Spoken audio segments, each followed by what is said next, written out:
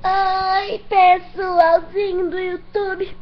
Quero mostrar pra vocês a minha geladeira da Barbie. Como vocês estão vendo aqui, ela tem umas fotos da Barbie, tá? E vou começar por aqui, pela porta dela. Olha, faz barulho da água caindo dentro do copo. Entendeu? Faz o barulho da água caindo dentro do copo. Aqui o freezer é muito lindo. Olha, eu ganhei essa geladeira ontem. Ela é lindíssima. Aqui tem 3 garrafas d'água. D'água não, de suco.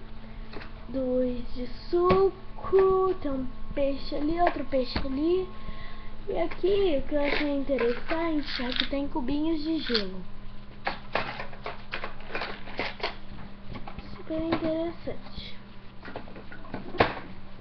Aqui, gente, o copo é muito grande pra Barbie, tá?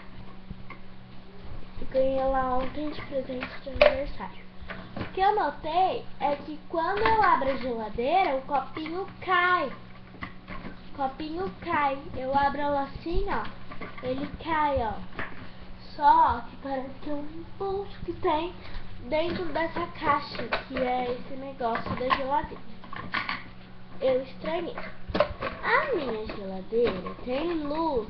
Gente, tem luz. Olha que fofa que é por dentro. Perdão, parece até uma geladeira de verdade.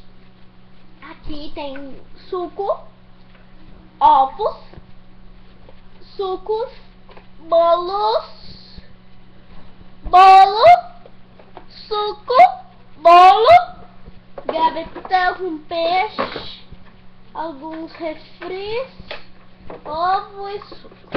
E a luz apaga quando fecha.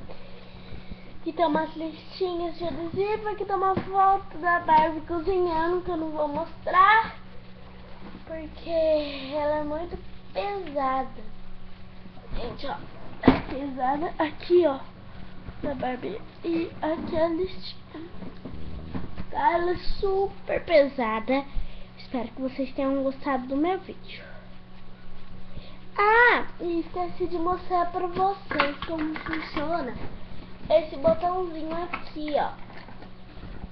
Esse botãozinho ali que vocês viram, com certeza ficaram curiosos.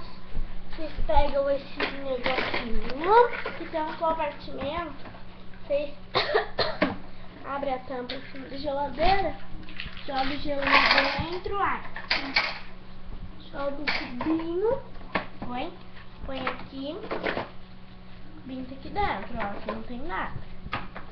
Gira isso daqui, sai o gelo lá dentro. Cadê o gelo? Roubou o gelo, tá? Então tá, daí aqui, ó, está o gelo. Isso que eu achei interessante. Eu que esqueci de mostrar pra vocês. Então, beijão e tchau.